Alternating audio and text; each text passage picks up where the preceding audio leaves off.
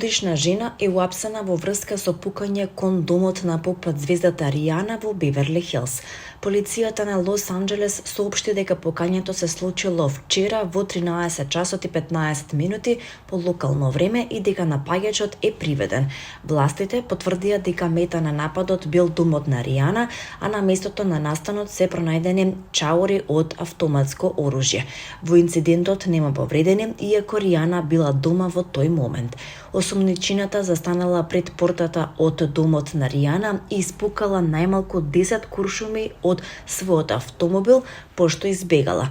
Автомобилот беше лоциран 12 километри од домот на Ријана, каде што жената беше уапсена, соопшти полицијата на Лос Анџелес.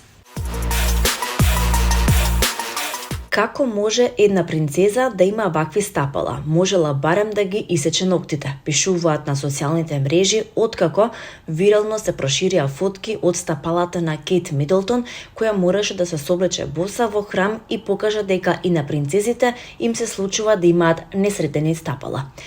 Принцезата од Велс, Кетрин Мидлтон, викендов предизвика јавна дебата на социјалните мрежи, овој пат со својот изглед. Таа беше во посета на хиндуистички храм во Лејчестер по повод фестивалот на боите, еден од најпознатите индиски фестивали на кои се слави доаѓањето на пролета и се одбележува со танц, музика, храна и чај.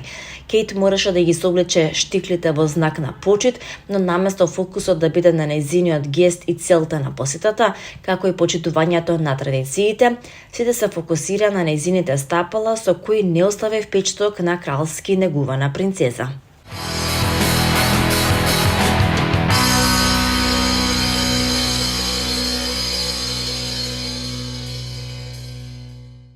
Од 21 до 30 март во Скопје ќе се одржи меѓународната дизајнерска резиденција Зелена и одржлива мода Нордиско-Балтичка приказна.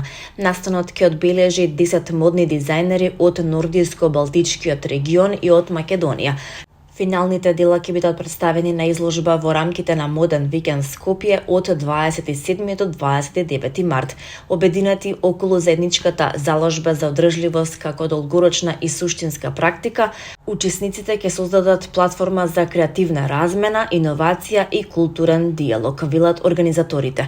Учесниците доаѓаат од Норвешка, Литванија, Шведска и Финска, а од македонските дизајнери ќе се представат Андреја Атанасова, Ивона Мицановска, Ева Давкова, Марија Роглева и Солза Поповска. Менторка на резиденцијата е Ирина Тошева. Проектот е организиран од амбасадата на Шведска во партнерство со амбасадата на Литванија во Македонија, амбасадите на Данска, Финска и Норвешка во Србија и Македонското модно здружение со поддршка од Нордискиот совет на министри.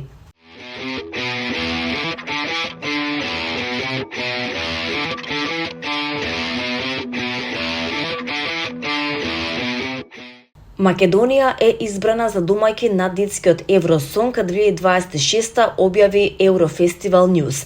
Ова ќе биде прв пат Евровизија да се одржи во Македонија и прв пат во земја од поранешна Југославија од 2008 година, кога Белград беше домаќин. Франција се откажа, а Македонија беше пред нас во апликацијата, така што тие ќе бидат домаќини, откри генералниот директор на Сан Марино РТВ Роберто Серџо. По неговиот одговор се одржа дискусија помеѓу генералниот директор и шефот на делегацијата Дени Монеци.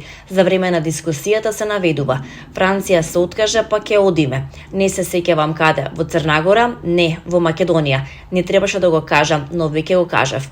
Доколку информациите бидат потврдени од Европската радиодифузна унија или МРТ, тоа ќе биде прв пат евровизијски надпревар да се одржи во поранешна Југославија од 2008 година, кога Белград, главниот град на Србија, беше домаќин на евровизискиот надпревар.